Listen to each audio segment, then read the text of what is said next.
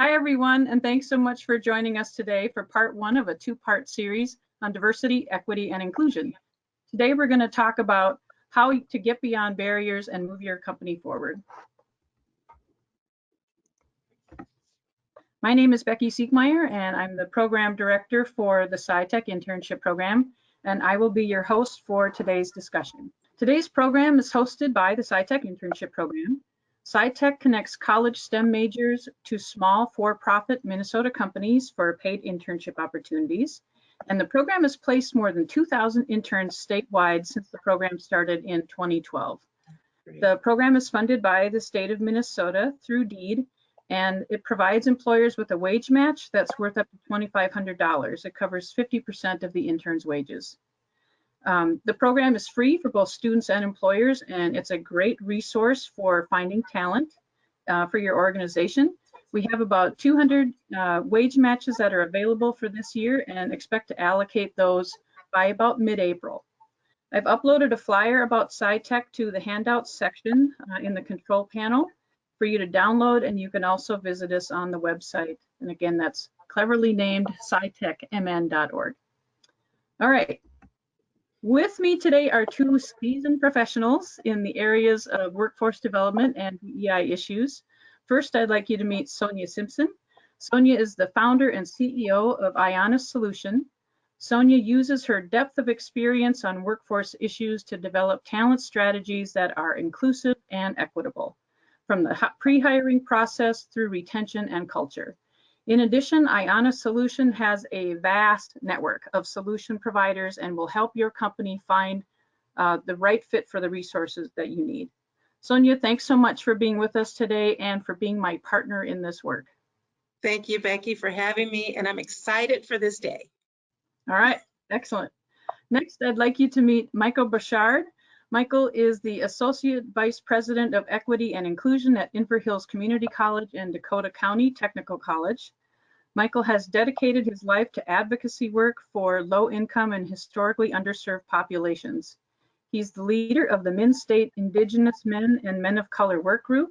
And in addition, Michael has taught courses on race in America, American Indian Studies, human relations, and more at many colleges and universities in the metro area. Michael, we are so glad that you could be with us today, and thanks for being here. I appreciate the invitation, and I'm happy to be here. Thank you. All right. So, why are we talking about this? Many organizations have made diversity and hiring priority over the last few years. You hear about it all the time. Every other day, there's some other company saying that they're making this a priority. And yet Minnesota still has disparities in hiring opportunities for people of color. And these disparities are evident for interns in STEM as well, and this shows up in the Scitec Internship program. The Scitec program's mission is to build and retain Minnesota's STEM workforce and to increase the number of women and students of color that participate in internships through the program. This mission is what ultimately brought us here today. Women and students of color are both underrepresented in STEM fields. Scitec targets its recruiting to develop a diverse pool of candidates, and last year, more than 60% of applicants were women and students of color. In fact, our pool of applicants and recruits is more diverse than the percentage of students of color that are graduating with STEM degrees in Minnesota colleges and universities. However, the percentage of Scitec interns that are hired who are women and students of color hovers around 42–44%. And I've asked myself, why is there this gap? And could providing information about diversity, equity, and inclusion to employers be part of the solution? So our goals for this webinar today are to share what diversity, equity, and inclusion efforts, or DEI, can look like in your company, to address common barriers that can get in the way of progress, and to provide resources on how to move DEI efforts forward in your organization. Now, we understand that DEI can be an uncomfortable topic. So we've intentionally created a brave space for all of us to have a real conversation to talk about challenges that your companies face. We're using a virtual format where we can't see the audience and the audience can't see each other. So Our goal is to provide you with the opportunity to get your real DEI questions answered, and in turn provide you with ideas on how to get beyond barriers that you face in your organization. And we are so glad that you're here. Okay, so let's begin the discussion with some definitions of DEI. I'm going to use shoes to illustrate this concept. And you might be thinking to yourself, why shoes? Well, because I love shoes and I'm a visual person. So let's start with diversity. It's all about difference and variety, about not all things being the same.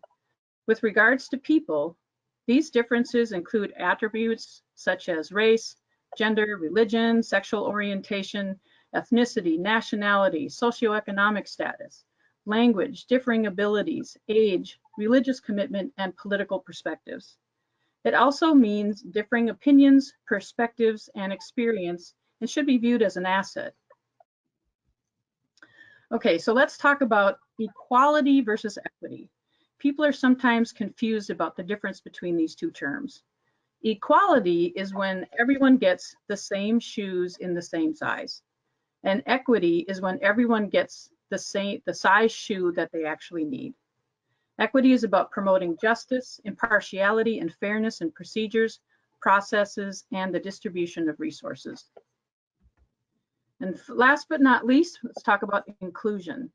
Inclusion is about ensuring that all people feel included and are welcomed. When your organization is truly inviting to everyone, all individuals are able to participate fully in the decision-making and opportunities for development within the organization. Today's webinar is going to focus on some basic DEI issues. We have identified what we think are the key issues for the discussion, but please, please, please do use the questions box in the control panel to submit any questions that you have along the way. There's no judgment, so go ahead and ask whatever questions you have. Okay, Sonia and Michael, there's one sure way to get companies to make changes to how they do business, and that is to have a positive impact on the company's bottom line. So why do diversity, equity, and inclusion matter? So Michael, I think I'll start out, right? Okay. On this one. You know, the bottom line is always important to companies. It's business 101, right? Companies will create widgets or services, and of course, those widgets or services are then sold to consumers. And those consumers will continue to buy as long as the widgets are manufactured according to codes and policies within the federal government. We realize that companies can't do that business without people, okay? So there is I have issues with ROI, return on investment, dedicated to hiring people of color, because I wonder sometimes, and Michael, you may want to jump in on this, but I wonder sometimes if DEI or return on investment should be a part of DEI as opposed to the bottom line, okay? Meaning that we implement practices, we implement policies at the company, and we implement procedures to make people feel and to help people feel like they're a part of that company, and that investment is seen inwardly as opposed to you know, the product and the services that companies create. Do you follow me with that? And so people of color have been always shrouded under a number. It started from affirmative action, right? We've always known that companies say that, okay, you've got a certain amount of employees and we have to have affirmative action practices within that number that will bring women and people of color and cultures and immigrants and those kind of things into our company, as long as they are diverse candidates, right? They're diversity, okay? And when you say that DEI is tied to the bottom line, the return on investment, it just makes people of color and myself feel like I am a colored number. We're still doing the same thing. We're not changing anything. There's not outcomes tied to that. But if we are literally bringing people in that are diverse, and we're allowing them to be themselves, and we're honoring their perspective by giving them opportunities, and then we are not only doing that, but we're saying we have your best interest at heart. We want you to be successful. We've hired you because you have skills. We've hired you because we know that you can do this job, and now we want you to be a contributing party to our company. We want to understand from your perspective, consumers, how they respond to our products. When you do that, then they're beginning to feel like they belong. Do you agree with that, Michael? I do. And I think one of the important things that when we're talking about diversity, equity, and inclusion, like we have to recognize that this is an ongoing process, and it's something that we need to be committed to rather than like, yep, well, it's in our FY21 goals, we're going to say we're going to have diversity as an important component. No, we achieved it. Now we're done. No, it's an ongoing. We have to be committed to this work, and that's Yes. the difference. That's what makes you so you don't. So like it's part of the BIPOC community. It makes it so you don't feel like you're just this number. Like, oh, I've been hired because I fit this quota, right? No, this is a process that we're working towards. And the idea is when we lean into this work that we want to be transformational rather than transaction, right? So we want to change our community. And so really, you know, how I see this is I see the commitment to diversity, equity, and inclusion. It's really a challenge to all of our organizations and individually to work like closely with each other and to build trust and respect, especially as we work to design and continually seek to strengthen our commitment to racial equity, to gender equity, to class equity, to LGBT equity. And so it's these conversations, it's about around change and access, participation, and rights. So, you know, as we think about equity and inclusion, you know, it's really like, it's like creating like programs that are place of employment so that it helps every employee to be able to show up without the fear of not being their true selves, right? We want people to come as being wholly who they are. Exactly. Before we were starting in this conversation, you know, we were talking about how do you show up? And I was like, well, look on my desk. I have my tobacco. I have, you know, my sweetgrass and sage. And that's how I show up. And that's how you're able to be your true self when you're in your place of employment. Yeah, I agree with that, Michael. I think it's not a one and done thing. It's not, you know, I'm just going to hire a lot of people, diverse candidates, and I'm going to implement a strategy to hire people of color, BIPOC, which is Black, Indigenous, and people of color, just in case someone out there doesn't know those acronyms. But it's not a one and done thing. It doesn't stop there. That's why when we talk about return on investment, it has to be more. There are qualitative designs and quantitative measurements that you can have, right? Quantitative meaning that we're going to measure retention. When we see your company actually hiring people intentionally, people of color, BIPOC, because that's what we're talking about. But when we see you hiring intentionally, now we want to know, what's your measurement?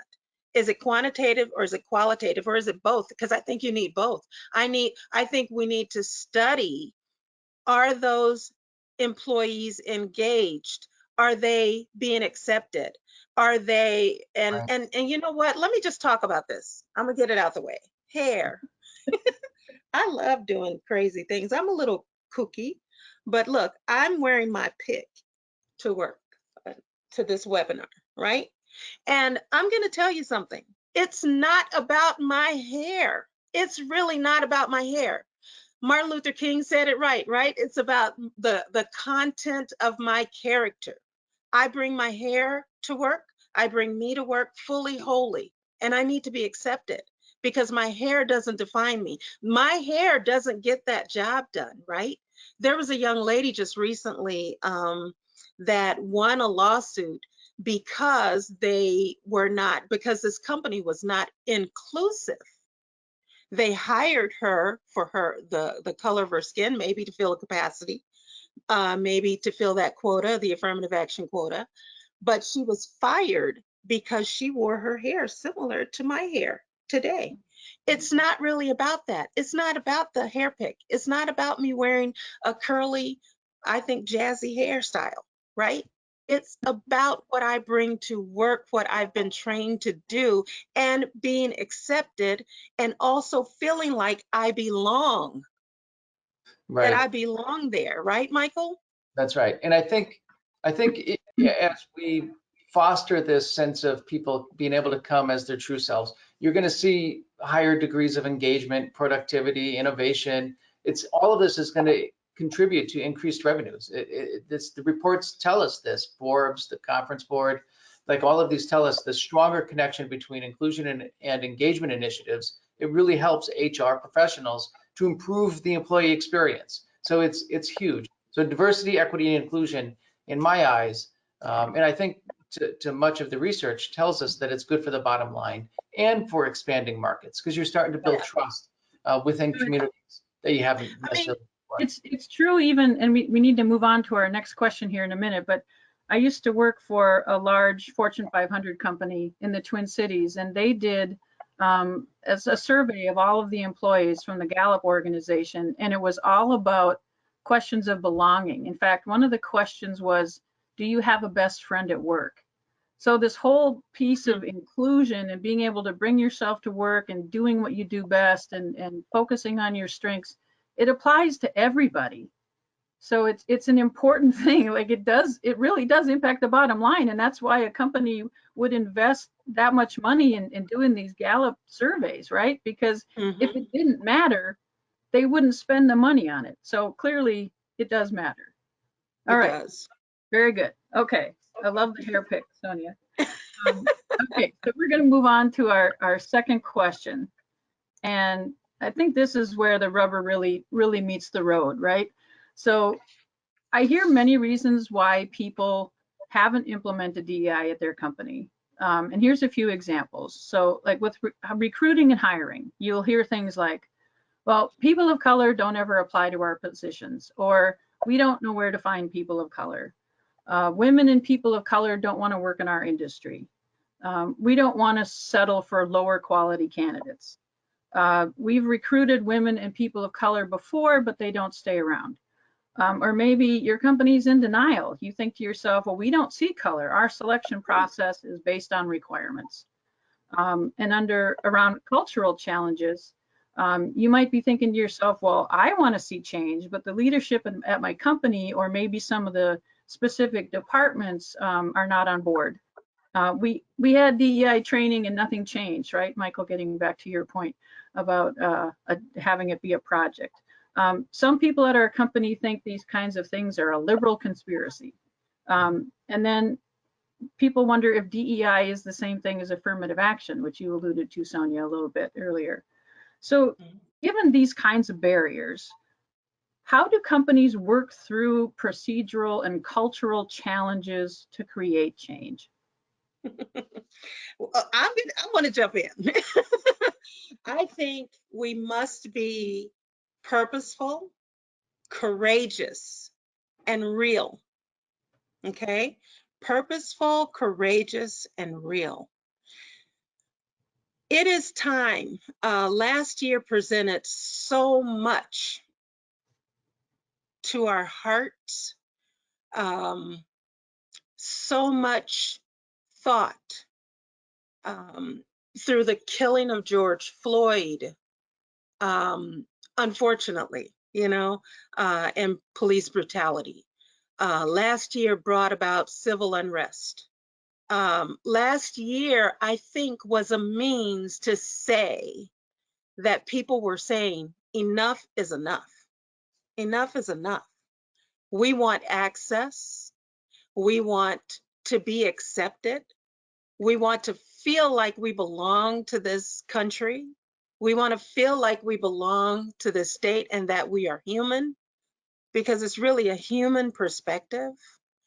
And I think when we are purposeful and courageous and real about our internal workings, companies can help to make change by providing access. Companies can actually say, you know what, I'm going to be intentional about my practices, purposeful. I'm going to be courageous. I'm going to work through the pain. I'm going to work through what people tell me, and I'm going to accept it. And I'm going to be real, because I'm going to look out within my organization. And when I see nothing but a sea of white people, I will then say, what's wrong with this situation? And we know that barriers do exist, right, Becky? We know that skills, students that are graduating must have the skills, they must be trained, they must have some experience. We know that those things happen, right, Michael? We're in college, we teach, we're part of that whole educational set. But the bottom line is, how do we now help our individuals find access? How do we change? How do we have a heart? How do we look at people as humans, right? And is my office clearly more white or male? And it should be women and people of color. Really ask those real questions. So an example to that is when I in my past experience, I worked with a company. I'm going to talk to you about a company that was purposeful, courageous, and real. It was in the finance industry, and they were looking for bookkeepers. And they wanted to hire about 300 bookkeepers throughout the state, throughout the country, actually, with 30 of them being in Minnesota. This individual literally sought me out from nowhere and said, look, I work in a primarily white industry, male-driven industry, and I want to change that. And now the company wants to change that as well. Can you help us? And I said, okay, I think I can, because I don't know how many bookkeepers out there, people of color, are being trained. So I think I can help you, because there's training organizations that are doing good work. There's schools that are doing good work.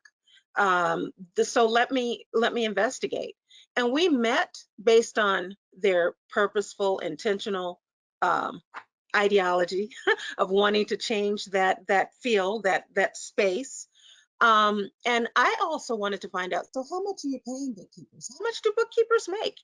They were willing to pay $40,000 to $42,000, $45,000 a year. I was like, okay, that's livable wage. That's equitable, right?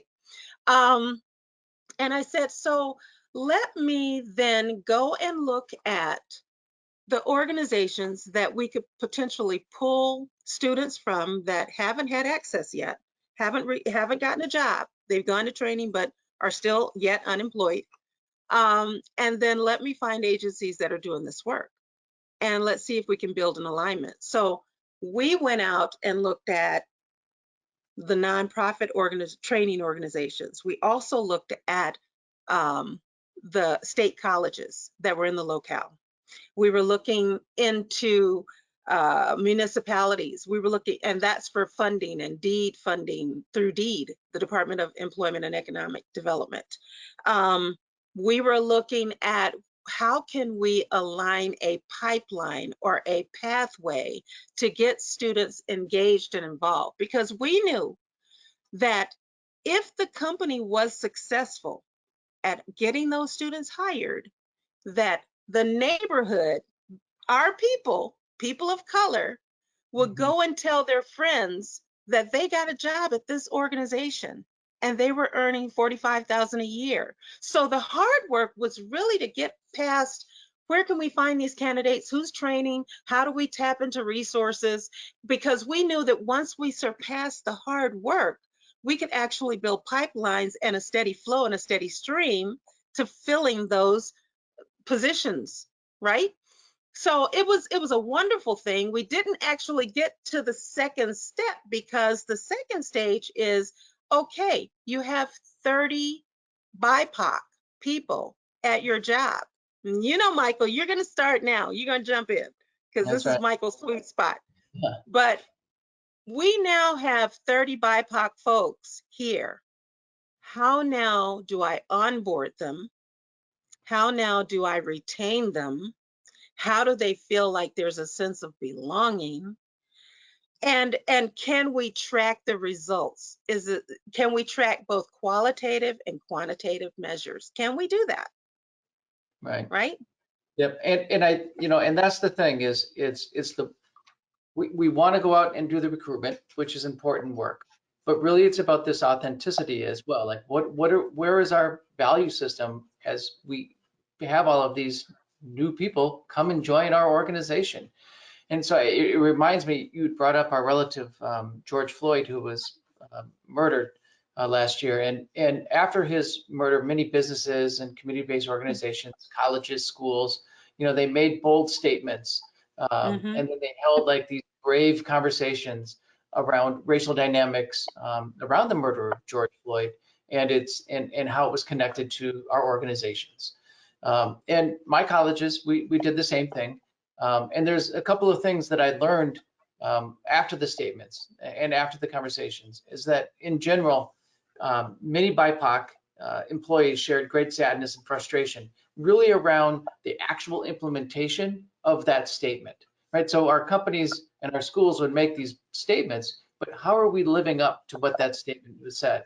And then when we would hold the conversations, these brave conversations around racial equity and what was happening in our communities, there was typically these time constraints that were centered around them. Well, we only have 1 hour of time. Now we have to get back to our general mode of business. Well, this is a huge thing that happened to our community. And we need time to process this. And then after we do have the conversation, and people, handle these conversations in different ways. And for BIPOC communities, you would have to sit with this throughout your whole day, throughout your night. This is with you because this is part of your life. And here's the big one, is that really no one really checked in with, in particular, the Black employees, right? Like no one called and said, how are you after all of that? Because we were talking about your community. How are you doing? And so there's that authenticity piece again. It's that relationship building. What are you doing to ensure that your employees are feeling good about where they're being? And even if you did check in, is it a real good relationship where they feel trust? They can be honest with you about how they feel in this workplace. And so that brings me to this idea around intention versus impact. So for example, I offer every month, and you have it in the list, one of the PDFs, you can see I offer monthly trainings for all of our employees. And I open it up to the community to be able to take these trainings as well. And the idea, the intent around these opportunities is to help the employees to learn and to grow. So that's our intention of offering these trainings. What is the impact? Well, the impact isn't much if we don't do anything to follow up on those trainings, right? So as supervisors or as colleagues, our job and our responsibility is to follow up with our employees to see how are they doing? What were your takeaways from this training? And how do you plan on implementing what you learned from that training, right? So it's intention versus impact. The intention is great, but if we don't have the follow-up to make sure that we're implementing these strategies, we're going to struggle. And within that document, I add a few other opportunities for you to think about. So for example, if we implement an equity scorecard for the organization, and we just look at where all our gaps are, but we're not taking the next steps to actually work towards closing the gaps, it's intention versus impact. And then the next little thing I wouldn't mind touching on, if it's okay, is around inclusivity versus anti-racism. So we talk a lot about diversity, equity, inclusion, and that is important stuff. But we sometimes need to recognize that difference between inclusivity versus anti-racism. So for example, around inclusivity, we talk about that people matter more than skin color. When we take the anti-racist approach, we have to teach that skin color deeply affects how people view us, right? So as the father, as an American Indian person who's married to an American Black woman, my children are Black indigenous, and as they travel and function within this world, they understand. So like my young son, who's 20 years old, has been pulled over by the police 15 times, 20 years old. Why is this happening? Why does this happen to him? Right? And so he has to understand that his skin color affects how he functions in this world.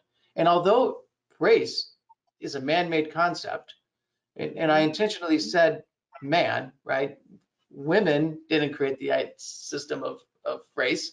Man created this for a power structure, right? So we know that biologically and genetically we're all the same. So if these disparate outcomes are continually happening, why? Why? And we have to be able to have these honest conversations. Becky. Yeah, there's a question here. First of all, someone asked the question, what was the word that Sonia was using? And I think it was the acronym BIPOC, B-I-P-O-C, and that stands for Black, Indigenous, and People of Color.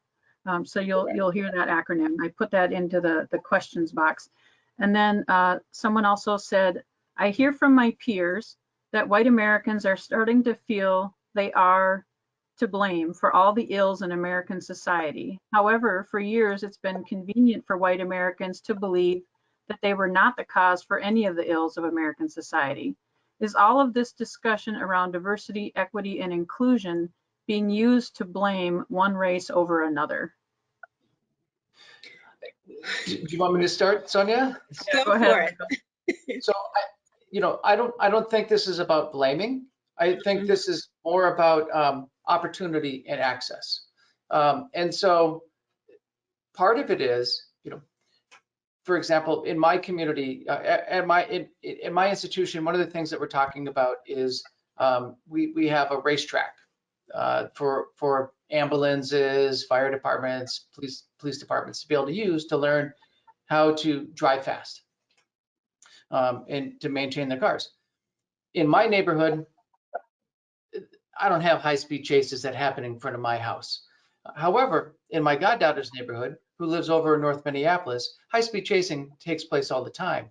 And so we have to start thinking about things in new ways, right? Because it doesn't affect me. So do I just not think about these issues anymore? But it's affecting my goddaughter's community, right? And so when we're doing these trainings at our institution, are we also talking about the impact that it has on, for example, low-income communities? Their children are out there playing in the yard. So although my ancestors were pushed to the reservation, and my ancestors were told we're not allowed to practice our cultural traditions until 1978. So even within my lifetime, I wasn't able to legally practice my cultural traditions.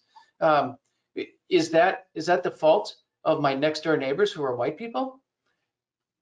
No, but we do have to recognize the impact that it has had, the historical trauma that it has had on our communities, and how that has been taken away from us. Yeah. And so that's the important piece. And so how do we start reconciliation? How do we start the healing process around these things? It's not about blame. It's about what are you doing to ensure that these things no longer happen? What is the steps that you're taking to interrupt racism, inequity, and these things? How are you being an accomplice in this work to create more equitable systems within our institutions? Sonia, maybe you have something. And what you said earlier, Michael, is that this was a man-made construct, race, to have power, right? To be able to have power. And when you think about that, it's historical now, right? It's something that's weaved into the fabric of our lives, racism and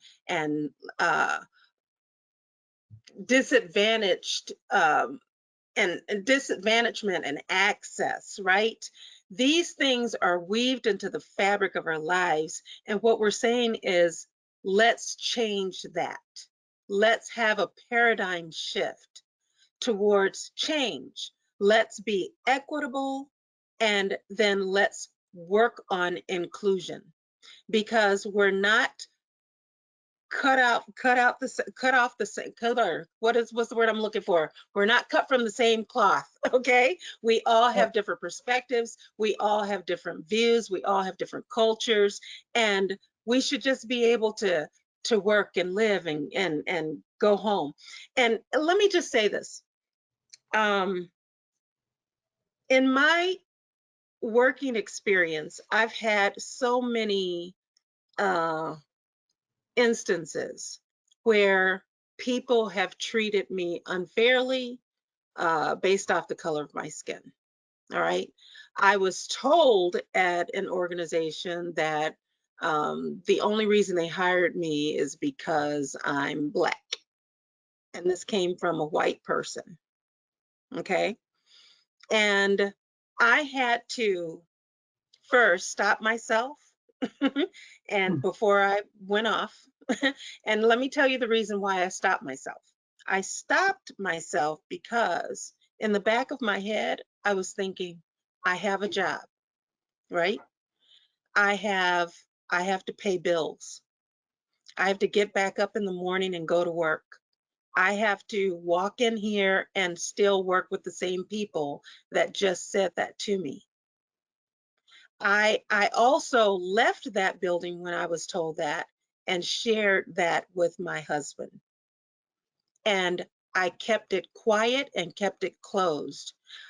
I considered bringing it to HR, but I didn't want to face any backlash because again, I have to pay my bills. I have to pay my mortgage. I have to pay my car note. You know, I have to go to work, right?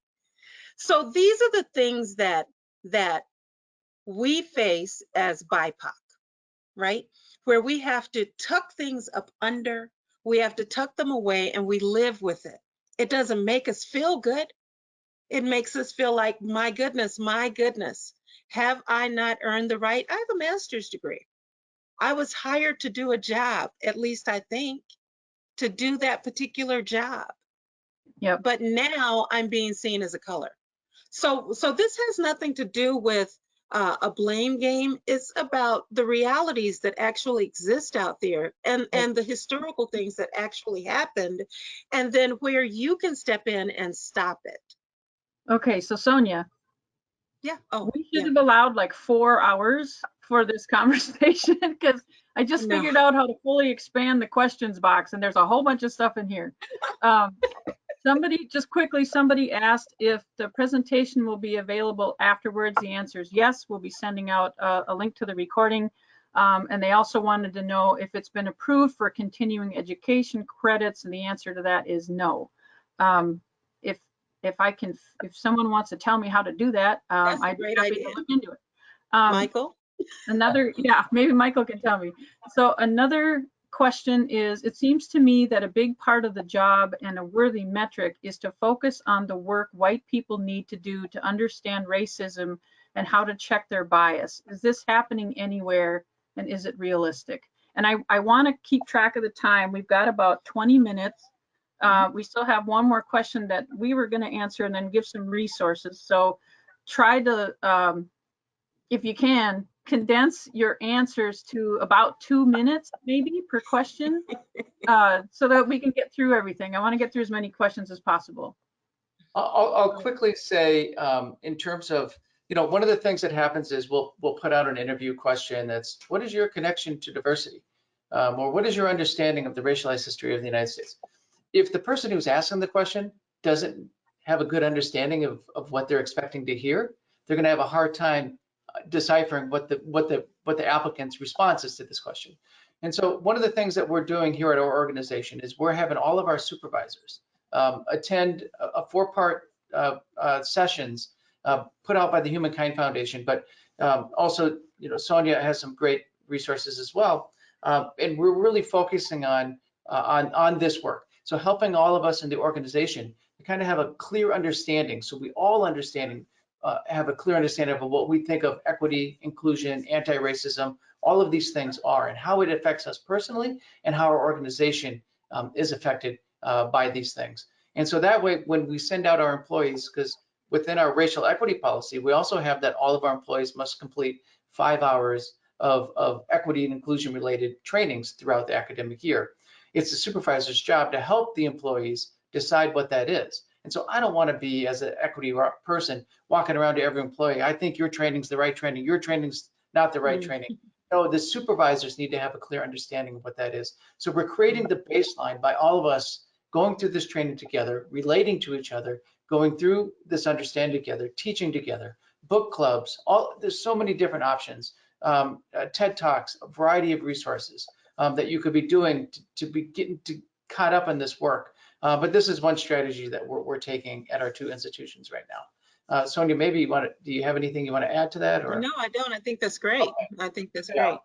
All right, so the next question we have is more of a comment. I recently heard of an organization using EDIB for equity, diversity, inclusion, and belonging. I appreciate the way this is grounded in equity to achieve true belonging. So that was more of a comment. Next question. I understand wanting to bring yourself to work fully or wholly. However, where do you draw the line? I do believe there is a difference in having a hair pick in your hair and wearing your natural hair as a person with, wait, I'm not reading this right. Where do you draw the line? I do believe there isn't a difference in having a hair pick in your hair and wearing your natural hair as a person with African descent. These are the types of details that actually tear organizations apart. Yeah, so let me just say this. When I did my analogy of my hair pick, it was really a means to just say that this is who I'm going to be. I'm no longer going to be assimilating just to fit in. I think that we should be who we are and be professional about it. I think a large part of that question lies within soft skills and professionalism and those kind of things. Of course, I wouldn't wear my hair picked to work, but for this webinar, it was just to give you a sense of understanding that this is who I am. This is how I show up. And I am going to be who I was designed to be. And I no longer will assimilate just because it makes you feel more comfortable. Yeah, there's a couple of quick things. So coming up, you'll see in that PDF, we have a training coming up on, I want to say it's February 5th or sometime real soon, where we're doing a training called the Imposter Syndrome. And it's Imposter Syndrome in the workplace. And it's about combating inequity and self-doubt. And so this is like, so when I come to work, who's creating the standards? Like, why is not wearing a pick not okay, but wearing a wedding ring is, right? Or wearing earrings is. Like, who's creating the standard of what is okay and not okay? Which culture gets to make that decision? And so another thing that I have found to be useful within our organization too is our ERGs, our employee resource groups. So for example, we have a BIPOC employee resource group, again, Black, Indigenous, and people of color resource group, where we're able to get together, have conversations, talk about things and our experiences within the workplace. And then from time to time, we'll bring in, for example, HR to give suggestions on recruitment and retention strategies. So what does recruitment or what does HR do with that? It's a matter of, the intention is that they come and they listen. The next thing is, how do they start implementing these strategies to create more of a welcoming environment? And that's really about sharing power. Sharing power is such an important thing, and making sure that diverse voices are a part of that power sharing, right? And so that true self is also about, our trans brothers and sisters being able to come to work as their authentic selves as well. So this is, you can see the interconnections of the work that we're talking about. And it's not a matter about drawing the line. We want to go more towards that assets-based thinking rather than deficit thinking, right? Where do we draw the line? How can you be wearing sandals if we're going to be working with iron in the warehouse?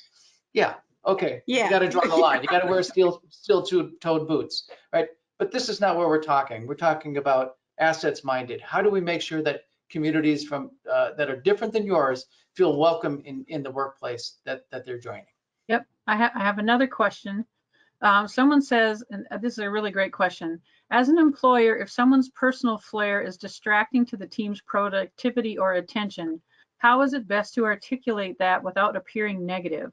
I would categorize it into someone chewing gum during a presentation, listening to loud music at their desk, etc. So to your point, one of you were just talking about, Michael, I think, who gets to determine who makes the rules? And I guess I would start off with, it's important to have the rules to begin with and apply them equitably. But beyond that, what else would you add to that? Sonia, do you want me to? Yeah, go for it. Okay.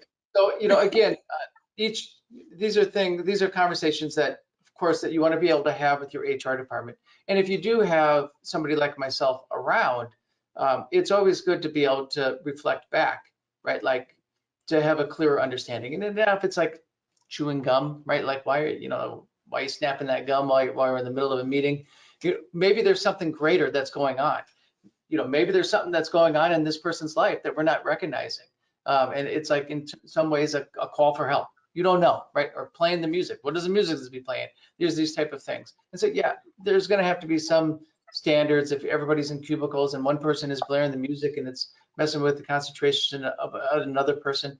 So there would be some standards that are created. And oftentimes the best way to create those standards is to have open dialogue, to have open conversations, and to start being able to talk about it.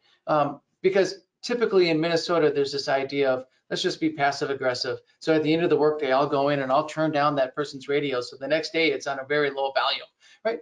We don't want to go to that place. The way we start having better dialogue is being open and honest with one another in respectful and honest ways. If either one of you want to add something, that's important. No, I think you're right. I think that I've always been told that you go to your supervisor, or the supervisor should address it first and see if there's a reason, like you had mentioned, Michael.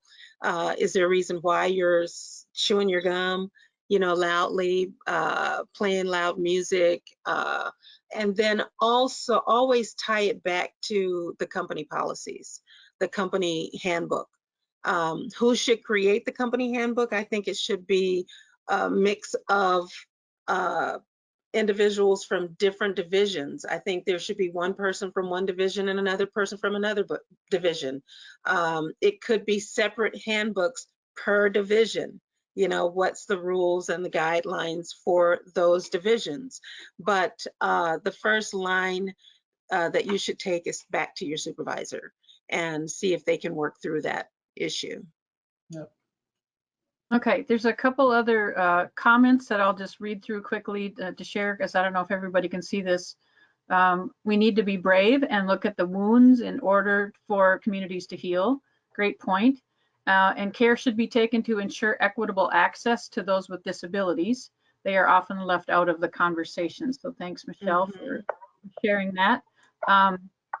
Someone else has, let's see. If the minority population is 8.8% in Minnesota and the population of women is 50%, plus half the minority equals 55%. If your application rate for minority is 61%, why isn't the question, why is it skewed towards minority? The focus is why 44% minority are hired and why isn't it closer to 66? I think, Chris, your question was more of the Scitec statistics that I mentioned earlier. So I'm actually going to bypass that one and get to some of the other questions here, because we're running out of time here pretty quickly. We are a small company with only 75 employees that does not hire more than 1 to 2 people per year. Changing our recruitment strategy is important, but it would not be likely to create much change for a long time. We are considering internships. Are there any other ideas you might suggest in addition to education and open conversations, etc.? And I think that maybe in cultural changes. So does somebody want to tackle that question? Well, I can say that the resources that I've used is right in your neighborhood. It's actually in your community. You've got the workforce centers. You've got which are called Career Force. That's through the Department of Employment and Economic Development, DEED. I would say definitely connect with them to find out how many individuals are looking for jobs, whether it's entry level or mid-level roles, depending on what you're looking for. I also think that you should reach out to your DEED representative if you're not located in the Twin Cities. DEED has representatives in your territory. You can go on site and find your representative. It's very easy to find. I would also say collaborate with community organizations. There's a ton of community training organizations here in the Twin Cities, such as, Project Pride and Living, Goodwill Easter Seals, and several more. And I'm sure in your neck of the woods, there's probably some community training organization that's looking to fulfill roles and jobs, or train students to fulfill roles and jobs. I also say get connected with your municipalities, your cities. Your cities will know everything about your community, and they'll know how to get funding, how to get training. And then most importantly, once you begin to get connected with all of these entities, become a partner with them. Have open tours to show them what you do at your job. Let people know the business that you're in. Have them come and spend a day. Have them walk through the process of what you do there. Even if you're a small company that the hiring isn't going to be vast, just be open and receptive to having people come in and just observing your work environment. Because there's always entryways and segues to opportunities. You just have to be willing to go out there and find the resources, which is pretty easy to find. And I'll tell you this, these community agencies and these cities, they want to help you. They want to help you. So we have so many more questions that we're not going to be able to get to, and I'm wondering maybe if Sonia and Michael, I will copy those questions out before the webinar ends and send those to you, and maybe you could respond directly to the questions via email if that works. So for now, I want to get through. We're running right up on. We got about 4 minutes left, and we still have a lot of stuff to cover. Very quickly, we were going to talk about one more question, and that was, if a company was to put together a diversity, equity, and inclusion plan, what should it include? And Michael, do you even have time to cover this quickly? We have to recognize that a diversity, equity, and inclusion plan is more than just about particular employee groups, but really how it touches every aspect of an organization. And how does it include, the LGBT experience, disabled relatives, or other protected class groups.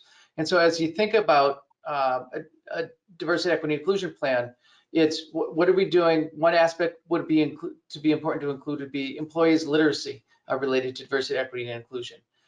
That's an important piece. We've talked about that a little bit.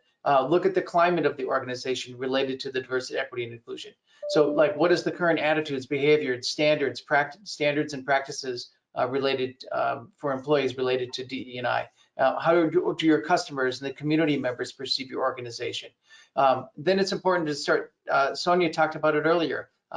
Thinking about the data. Does your organization even collect data to help make decisions? And if so, how is it related to historically underserved communities? And so what action steps are you taking to create equitable outcomes?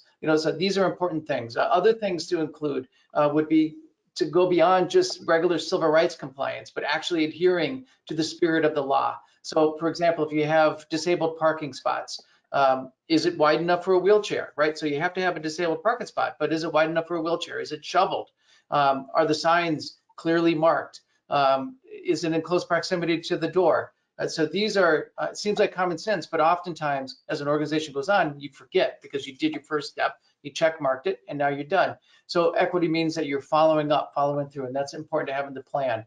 And then also another important aspect is the financial commitment is equal to the verbal commitment, right? So are you offering trainings of high quality? Do you have dedicated diversity and equity inclusion staff? Are you advertising in BIPOC communities or other historically underserved communities? What is your purchasing and procurement goals around connecting with protected class communities? And so is your equity and inclusion goals aligned with the organization's budgeting? And then think about the physical environments. What does the spaces all around us look like? What is the wall colors? Does the organization have gender neutral bathrooms, foot washing stations, reflection rooms? Is the organization have spaces that are accessible for people with disabilities? The architecture and the design of the building, is it inclusive? Does it include other cultures? I'm going really fast. But finally, thinking about workforce diversity and strategic talent management, that should be included as well. And so thinking about, are we present in the community? Are we trusted in the community? Is cultural literacy development and inclusive hiring practices, all of these things, is that part of your diversity, equity, inclusion plan? So those, I think, would be some of the top things that I would think about including in a DE&I plan. I know that was quick, and I'm sorry, I know we're running short on time. Yeah, but I think, yeah.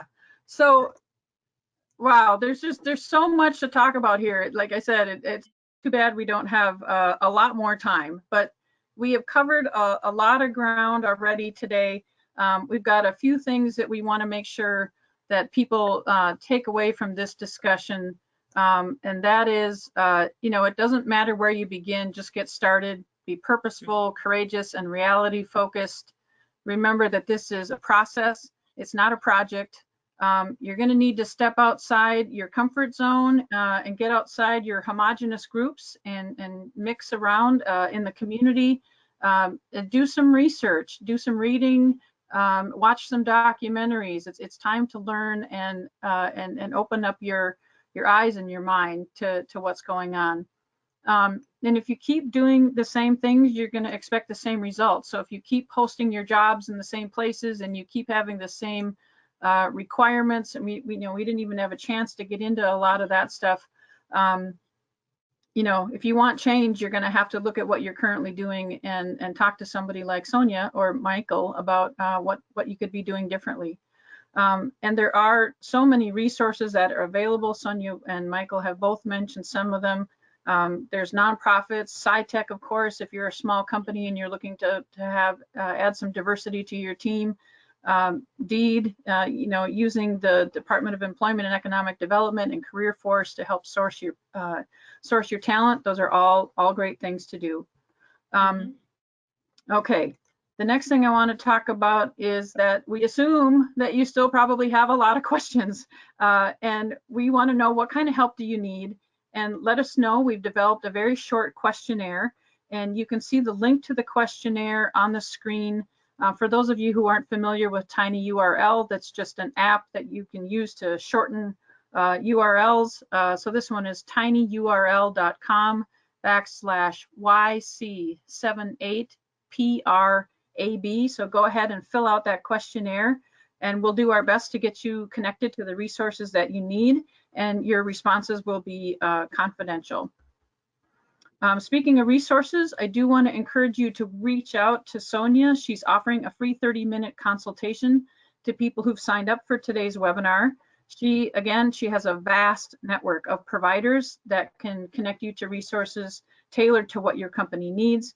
I'm going to leave the screen up here so people can jot down her information. And Michael, if you want to talk about the file that you uploaded, it's called 210126.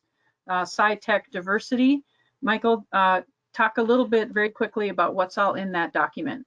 Sure, it just includes a group of training opportunities that are coming up at our colleges, and then also on the another page of it, the other side of it, I suppose, is those intention versus impact, some examples around that, inclusivity versus anti-racism, and then the STEM programs that are at Inver Hills and DCTC.